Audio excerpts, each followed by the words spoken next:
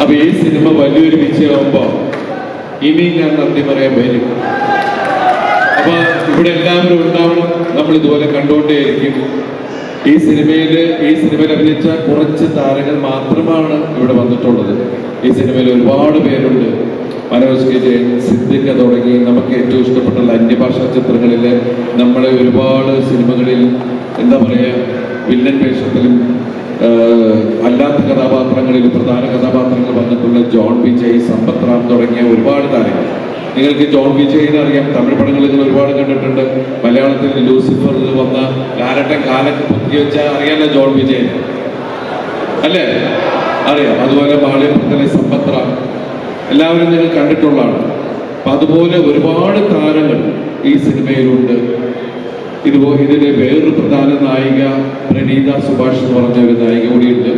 അവർ തമിഴ്, തെലുങ്ക്, കന്നഡ ചിത്രങ്ങളിലുള്ള ഒരാളാണ്. എല്ലാവരും കൂടിയ ഒരു സിനിമയാണ് തങ്കമണി. ഈ തങ്കമണിയെ നിങ്ങൾ സ്വീകരിക്കണം. കാരണം ഇത് മനുഷ്യ മനസ്സിന് മനസ്സിലാവുന്ന രീതിയിൽ ഉണ്ടായിരിക്കുന്ന സിനിമയാണ്. അപ്പം നിങ്ങളൊക്കെ കാണുക. ഞാൻ നിങ്ങളെ കുറെ പറഞ്ഞ് ബോറടിപ്പിക്കുന്നില്ല. എല്ലാവരും വന്ന് ഫോട്ടോ എടുത്തിട്ട് പോകുന്നതാണ്.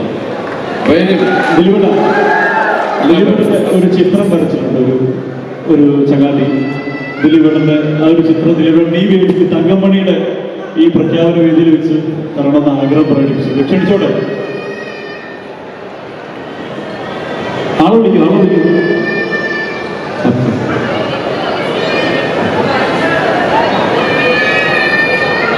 സാൻവി അനിൽ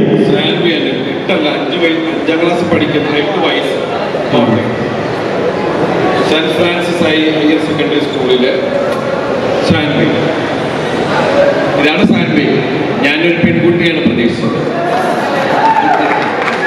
സാൻവി നന്നായി പെട്ടെന്ന് വരച്ചാണല്ലോ. ശരി, കണ്ട സാൻവി വന്നില്ലത്. ഇത് ദൂതനാണ്. എന്താണ് ദൂതന്റെ പേര്? ഏട്ടാന്ന് വിളിക്കുന്നത് ദിലീപേട്ട. വലിയൊരു ഫാൻ വിളിക്കുന്നത് ഏട്ടാന്ന്. ഏട്ടാന്ന് കുറെ നേരം വിളിക്കും. ഓ, സി ഡി ബസ് ആയിട്ട് വരുന്നതാണ്.